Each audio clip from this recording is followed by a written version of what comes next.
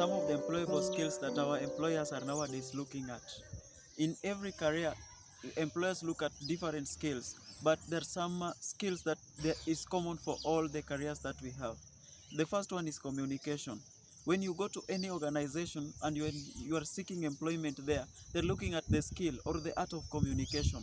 How can you effectively communicate to your customers? How can you effectively communicate to the clients? So that is the first thing that most of employers are looking at. How well conversant, or how can you speak, or how can you convince someone that the products that the company is offering is the best, or how will you communicate to the customers that the company has? The next thing that they look at is the problem solving skills. Do you have skills that you can help the company to solve the problems that they are passing through, the daily problems they are passing through? Do you have skills that can help the company to boost its production? So that one is a very important skill that mostly they look at. The next thing they look at is adaptability. Can you, as an employee, can you adapt to the changes in the environment, or can you adapt to the changes in technology that are nowadays are being brought in one way or another? Let me say, you are a teacher. Nowadays, if you look at the teaching or the methodology that we have in teaching, integrating from CBC to integrating from the old system to CBC, sometimes it is a challenge to some of the teachers, and it is a challenge to some of the people we have. So you find out that employers are looking for somebody who can change, or who can effectively adapt to the changes that we have. Nowadays they have introduced technology in almost in all the spheres or in all the careers that we have. So can you effectively adapt, or can you effectively learn the new skills or the new changes that we have in the environment? The next thing is teamwork and collaboration.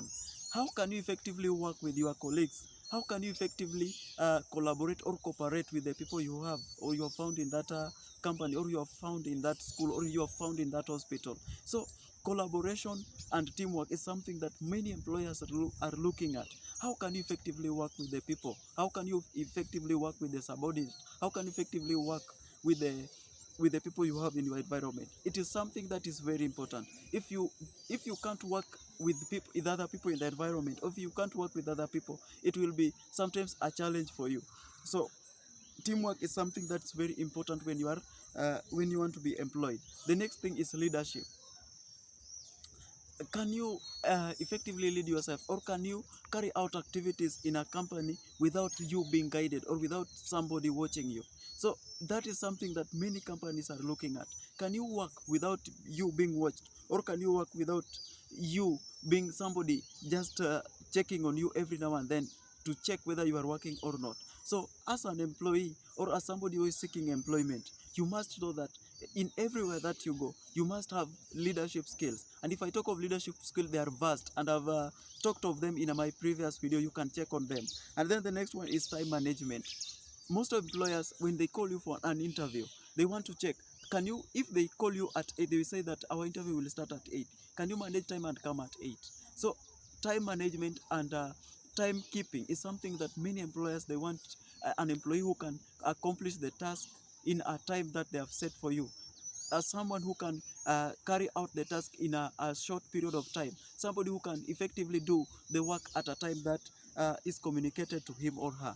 The next thing is the analytical skills. The ability to gather. Do you have ability to gather, synthesize, and scrutinize the information that the company has for you? If you look at many of the organizations that we have, they normally deal with data, and they want to have an employee who can help them to simplify this data, who can organize this data, and who can make this data in a way that can help the employer to make decisions. For example, if you are a teacher, when it comes to these analytical skills, you have to synthesize. If you have gotten the results, you must know how to calculate the mean, mode, and all the other factors that is considered for you to find whether your students are doing good or not, or the factors that can help the employer to make decision on how they can move the organization forward. And then lastly is emotional intelligence. They are looking at how do you control your emotion? How well are you conversant with your emotions? So many employers, they don't want somebody who have got mood swings, that when you go to work, then you have fluctuations in your mood, and sometimes you don't want to talk to other people, sometimes you don't want to do this one and this one. So it is a challenge to many people. So you must be somebody who can control your emotion when you are in your workplace or anywhere that you go. How well can you control your emotion? Thank you.